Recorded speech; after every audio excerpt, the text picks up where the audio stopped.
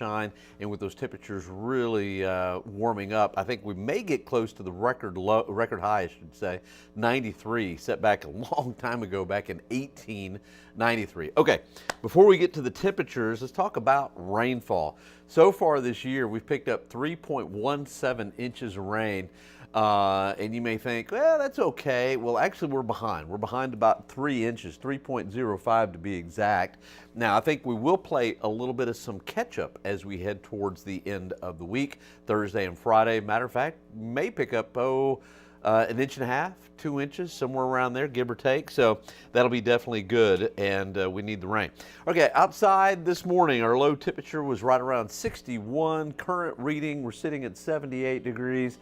So temperatures definitely above average, even though the temperatures have been slow to climb this morning with the cloud cover. Record low 33 back in 1987. It can get cold this time of the year, of course. Record high 93 back in 1893, another long-standing record from a long time ago. Outside, cloudy skies still. I think it'll be mostly cloudy for the rest of the day. High temperatures should be in the lower 90s, again around 93, a little bit later on this afternoon. Now, if the clouds stay really thick, then we won't reach that 93, but I think we'll have enough sunshine that we will warm up again to those low 90s and the record 93. Okay, outside right now, current temperature is at 78 degrees.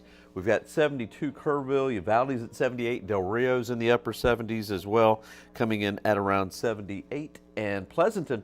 Now, there must be a little more sunshine here from Carrizo Springs, Cotulla, Pleasanton, Floresville. You can kind of see on the satellite imagery, it looks like there's some breaks in the clouds.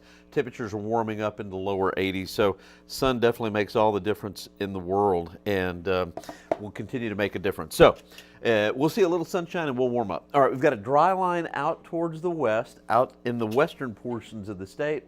Along that dry line, just like yesterday, I think there will be some isolated storms that will develop this afternoon. Very unstable. For us, though, here in South Texas, I think the cap is just going to be too strong for us to see thunderstorms along that dry line, but up in the Dallas-Fort Worth area, definitely possible. There is a frontal boundary that's now just about to push into El Paso and just about to move into Amarillo. That will move through here in the early morning hours tomorrow morning. Along that frontal boundary, that's when I think we'll have a chance for some thunderstorms, but it's a very, very slight risk that any of those storms will be severe. We're right on the edges of the Storm Prediction Center, their outlook. They've got a marginal risk, which again is a very slight risk for severe storms. And I would tend to agree with that. If there's any thunderstorms, it'll be right along the front. And the timing of day is going to be a limiting factor, just not going to be as unstable in those overnight hours. Notice across the northern part of the U.S., temperatures there in the teens. Southern part of the country is warm, and we've got that upper level system there out towards the west in the Great Lakes area.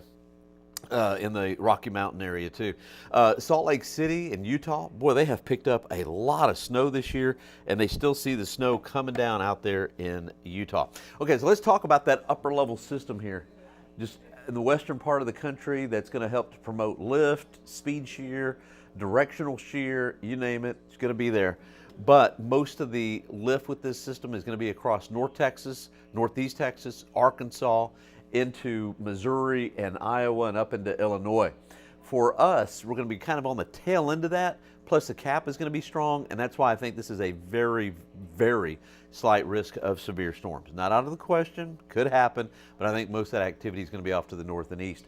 Okay, so what happens after that is tonight, early tomorrow morning, I should say, that cold front comes through, and then we'll have overrunning up and over that frontal boundary. That means rainfall on Thursday and also into Friday. And just in time for Easter, the pattern changes a little bit. Let's see if we can get to Easter here. Changes just a little bit. I think it changes enough that it should cut any kind of rain, and it'll be just kind of mostly cloudy on Easter. And so your Easter sunrise services or anything you have planned on Easter should be okay. But leading up to Easter, I think it's going to be quite wet, especially Thursday and also into Friday. So here's your forecast for today. High temperatures, again, lower 90s, around 93, mostly cloudy skies. We'll see some breaks of some sun. Notice no thunderstorm action until perhaps let's say late tonight, there is a chance that the cap erodes enough, have enough lift from that upper level system, even though the frontal boundary hasn't reached us yet.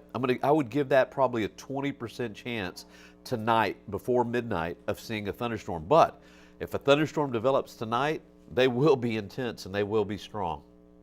Okay, so let's fast forward to, okay, here's where the frontal boundary is. Now again, a limiting factor is going to be the time of day. Temperatures in the 70s, the atmosphere is just not that unstable. This particular computer model, which is the IBM computer model, has hardly anything along that frontal boundary.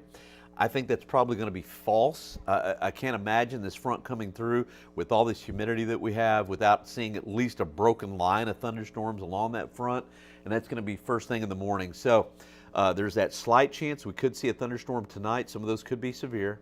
And then let's say from around 1 or 2 in the morning to about 7 or 8 in the morning, somewhere in that window, the front comes through and some of those thunderstorms could be quite strong then, especially off to our east.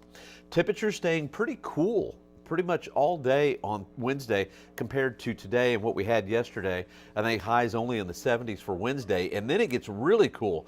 Those northerly winds continue, and then Thursday, it looks like it's going to be wet for a majority of the day.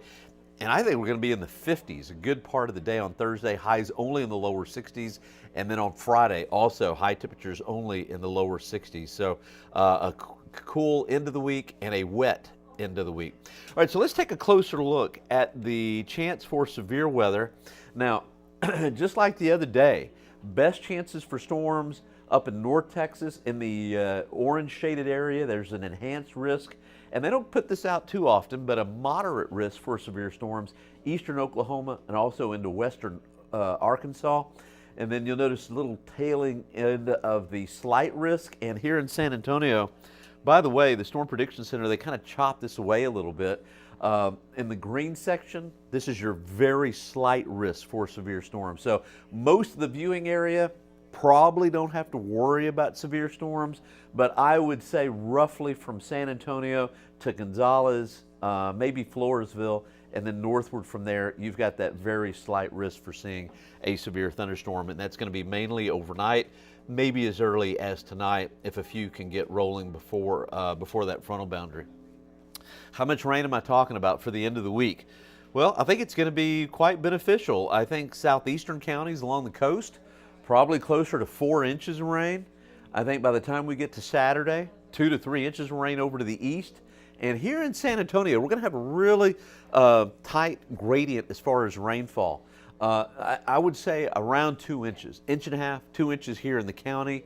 If you're watching from out west, maybe as little as 1/4 of an inch out towards Del Rio. So as usual, a big difference from Del Rio to the eastern portions of our viewing area as far as rainfall is concerned. The aquifer went down about 1/3 of a foot or so. Allergy report, oak is extreme, mold is light, pecans light, and also grass is light. Okay, let's take a look at the 7-day. Here's what I'm expecting. High temperature again today, about 93. If we see more cloud cover and not a lot of sunshine, maybe lower than that, upper 80s, but 93 makes sense to me. Breezy, and then that cold front comes through overnight. Chance for a few thunderstorms overnight. 30% chance of showers lingering in the morning, and then in the afternoon, 78, mostly cloudy skies. Thursday and Friday, lots of cloud cover. High Thursday, only 63. High on Friday, only at around 62. As we head into Saturday, high 73, mainly showers in the morning, and then with the pattern changing a little bit into the weekend, Easter weekend, I should say, into Sunday, high temperature right around 78, mostly cloudy skies. And on Monday, I think partly cloudy and high temperatures around 82. So it looks like to me Easter's going to be okay. We'll get our rain, we'll get it out of here, and Sunday will be fine.